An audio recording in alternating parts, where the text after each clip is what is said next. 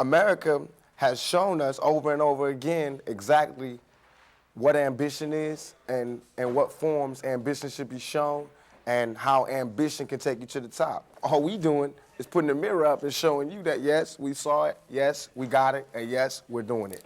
So that's what this video is about. Way back. All right, I'm gonna let you guys do most of the talking. So, no doubt. With speed, you ready? All right, so first of all, just simply explain the concept of the video to me. What we're trying to do is use intellect while we rapping. So what we wanted to do is, since everybody feel like it's their duty to say how we are portraying gangsters and gangster music and we are dirtying up the airwaves and people's houses with gangster music, we wanted to put the mirror up to show you where we got these gangster ideas. So we took all these scenes out of classic movies with gangsters in them. Not gangsters from Compton or gangsters from Watts, but gangsters from Chicago, and gangsters from New York, and gangsters from Italy. Gangsters, not gangsters named Do Dirty and Snoop and Tupac and the Daz and Corrupt, but gangsters named Lucky Luciano and Mafioso Nick. And Tony Corleone and John Gotti, Al Capone and Nitty, all of them. Hawk, get close to Snoop. Get close, I want to get both of you in there. Come on! Is this something that you guys came up with the concept and pitched it to Suge, or? I said, whenever you're ready, let me know so we can do the video for 2 of Amerikaz Most, because he was going through the court thing. I said, just let me know. So he's like, I'm ready. And he's like, this is what I want. I said, what scenes you gotta have in there? Because all we do, me and Dogg, we finna do a movie together called 2 Strikes. So all we do is watch old movies. So all we would come together and be like, did you see this? I'd be like, nah, did you see this? And he's like, oh yeah, I saw that. I'd be like, this scene right here. And we put it together like that. So we never really sat down and was like, I'm gonna give you this and you give me this. We both know what wavelength we on. So he come out with an idea and I'll automatically be like, yeah, that's it. Same thing, vice versa. Plus, we wanted to show like the 2 styles.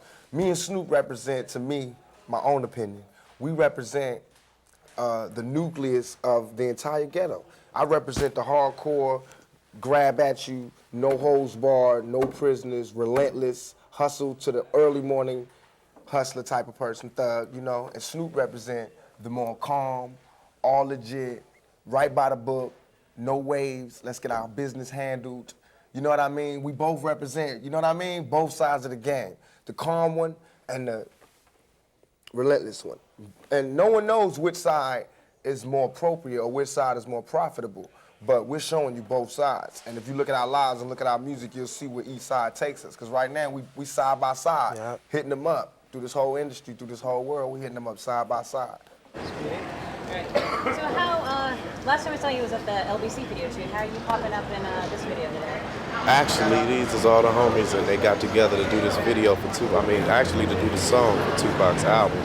And now we getting together again to collaborate to do the video. That's what it say what the song say, ain't nothing but a gangster party. So all the gangsters is getting together to throw a little party and bring the cameras along so we can have a video.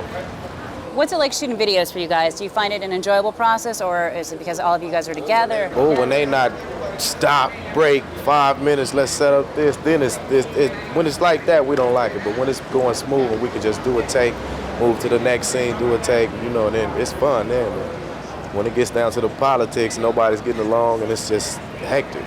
But this one is real cool, real cool. Looks like it's gonna be real fun. I can't wait to see it. So what I got on this, we're doing you ever see Reservoir Dogs? Yeah. Opening scene? Yeah. Same Okay. Stanley Kubrick kind of like Yeah. amazing. So we're gonna have you guys being opened up from the back. You come out and it's like this has been planned. We already Where's the staged the camera? guys. Oh, it's over this One side? camera's up here, one's up there.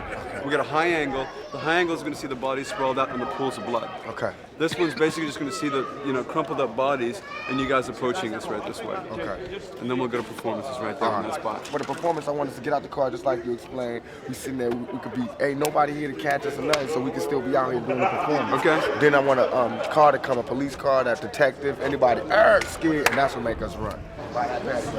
Just crashed. We just got out of court. When we leave court, the just crashed. We jump out.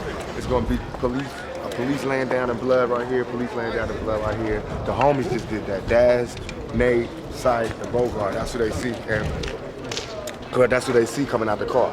You don't see them shooting or nothing. That's done. Only thing you see is them standing. Like the first part you see is just us. You just see us doing the performance part. Then after we finish the performance, at the end of the at the end of our lyrics for Gangsta Party, when it's just going over, like yeah, West Coast. That's when the car pull up. They all get out the car. Snoop, what's it like, sort of taking direction from Pac when you first? I mean, I know he know what he doing, and I'm looking at it like this. He's a critic, a fan, and a friend. You know what I'm saying? It's the same way I am of him. And first of all, to look at it like that, you got to say, well, I like his music, and I know when he's tight and when he's not tight. So he's gonna correct me and say, well, look here, dog, that's the bomb. Keep doing it like that, the same way I'm gonna tell him. And that way we ain't gonna never go wrong, because we don't have no egos to where he can't tell me nothing, I can't tell him nothing. We look at each other like, your word is good. And that's the best business in the world. Whenever you could tell somebody that they ain't right, and they give you that nudge and say, all right, it's cool, let's move on. Tell me just a little bit about the concept of this video. Is this something that Tupac and Snoop came to you and they said, we want to do this? How? Yeah, you know, Tupac is real creative. He basically want to know what he want to do on his own videos. And, you know, Snoop supports him, so, and I support them. So I don't try to make all the decisions. I give them the right to do what they want to do. Pac had an excellent idea. We had some other people give us some treatments that it was real dry. And the song was too powerful for the treatment we had, so I decided to let Pac do it, which is for the best, and it worked out. Is Pac almost taking a director credit in this, maybe? He's the director of it. He's definitely the director of it. I think he's probably been directing the majority of his videos, but people probably just never gave him the credit. So this time, on Death Row, he definitely get his credit. When you guys were writing two of America's Most Wanted, were you writing sort of almost as like a f you to like the Bob Doles of the world, or people that censor things like that? Or Me what did you guys have in when mind? I wrote it, I was so happy that Pac was out of jail, you know what I'm saying? I was happy, and I was like, damn, I got to give up my best performance. Yeah. You know what I'm saying? To compliment him and not to take nothing away from him, but to let him know that I'm with him. It's just like, okay, the song is 4 minutes, right? You got a certain amount of time to say what you gonna say. So I wanted to be precise to say what I wanted to say. I wanted to let people know I was thinking about my case, and I was thinking about him as well. Because if they take me away, they gotta let him go. So he gonna be speaking for me while I'm in, like I was speaking for him while he was in. So this just networking and letting them know that you can take one of us, but you can't take us both. And if you let us both go, that's where you really did up. When I was hearing about who was the most dangerous rapper, and all, it was always Snoop. And when it wasn't me, it was Snoop. And I was like, damn, we on the same record label. I know these people are really thinking like we are like the Antichrist.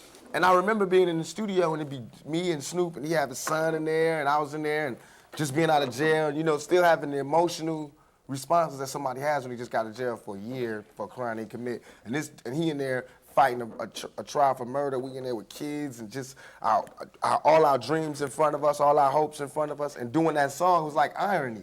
You know what I mean? Because it was like, in the song, we the big bad guys, but in real life, I mean, this dude a daddy. I mean, a doting daddy, like a pushover daddy. You know what I mean?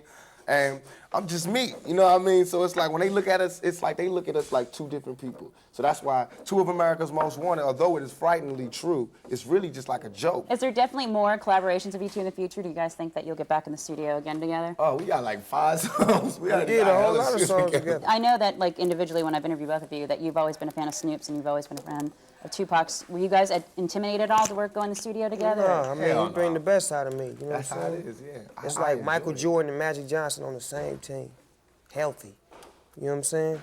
When you look at it, look, the way we look at it is like myself, sometimes I look at it and think about the kids coming up today, how do they see us?